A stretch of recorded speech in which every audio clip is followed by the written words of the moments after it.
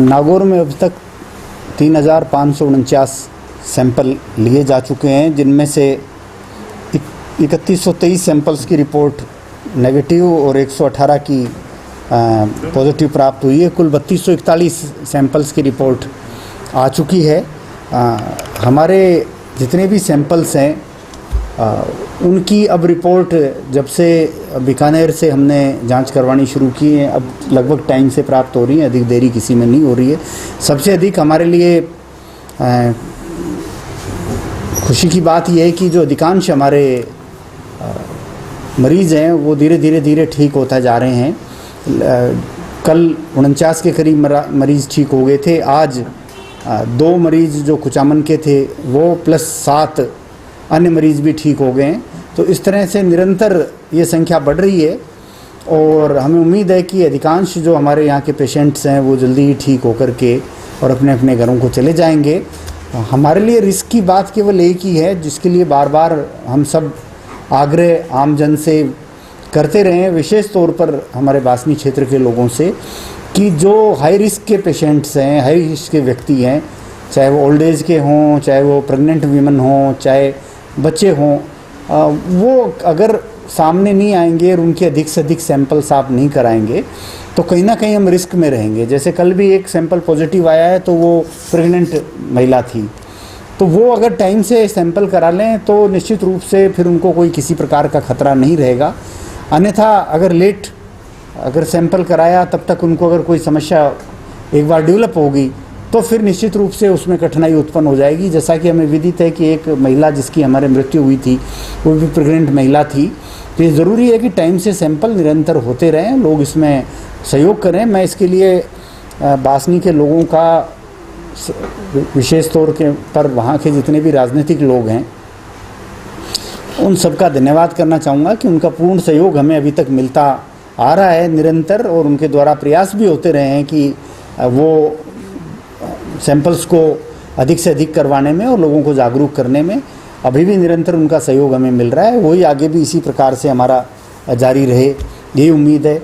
जो हमारा लेबर है, माइग्रेंट लेबर, जो कि हमारे ज़िले बिल्कुल प्रबल इच्छा है कि जल्दी से जल्दी मकराना का मार्बल उद्योग भी प्रारंभ हो, और ग्रामीण क्षेत्र में अगर वो इकाइयाँ हैं तो उनको, जैसा मैंने पहले ही बताया, छूट ऑलरेडी प्रदत्त है राज्य सरकार के निर्देशों के अनुसार।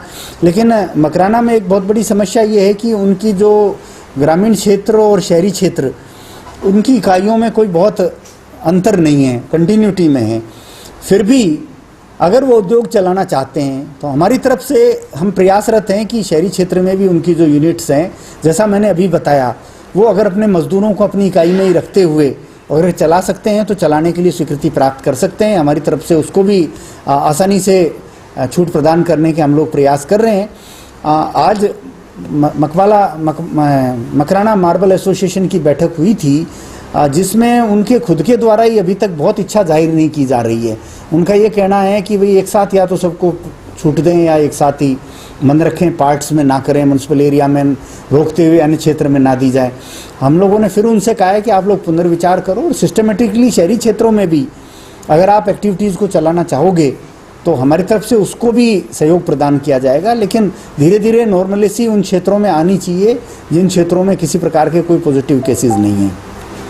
एक और बात मैं आपके माध्यम से समस्त नागौर जिले के नागरिकों से कहना चाहूँगा और विशेष अनुरोध करना चाहूँगा, जो भी व्यक्ति आपके गांव में, शहर में, क्षेत्र में बाहर से आ रहे हैं, कृपया उनके आने की संपूर्ण सूचना उनके घर में प्रवेश से पहले नाकों पे होनी चाहिए। और अगर वो गांव में बिना किसी सूचना पर आ चुके हैं तो सबसे पहले जो हमारी टीम हमने ग्रामीण क्षेत्र में बना रखी है उसको पास उपस्थित होकर अपने घर जाने से पहले वहाँ उपस्थित होकर अपनी सूचना वो पूरी दें। और जो निर्देश हम लोगों ने आपदा प्रबंधन अधिनियम के तहत जारी कर रखे हैं, जिसमें प्रत्येक व्यक्ति जो बाहर से आ रहा है उसके लिए ज़रूरी है कि वो अपना मेडिकल चेकअप करवाएगा।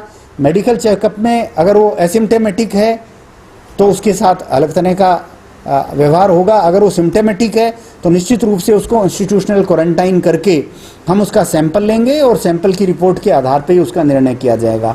अगर वो एसिम्प्टोमेटिक है तो उस स्थिति में उसकी चॉइस है कि वो इंस्टीट्यूशनल क्वारंटाइन में रहना चाहता है या होम क्वारंटाइन में रहना चाहता है।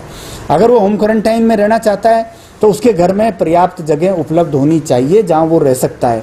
अगर जगह नहीं है, घर में एक ही कमरा है जिसमें उसके पहले से ही 5 परिवार के व्यक्ति रह रहे हैं और उसको भी रहना है, तो ऐसे व्यक्ति को घर में रहने की इजाज़त नहीं होगी, उसको इंस्टीट्यूशनल क्वारंटाइन में ही रहना होगा।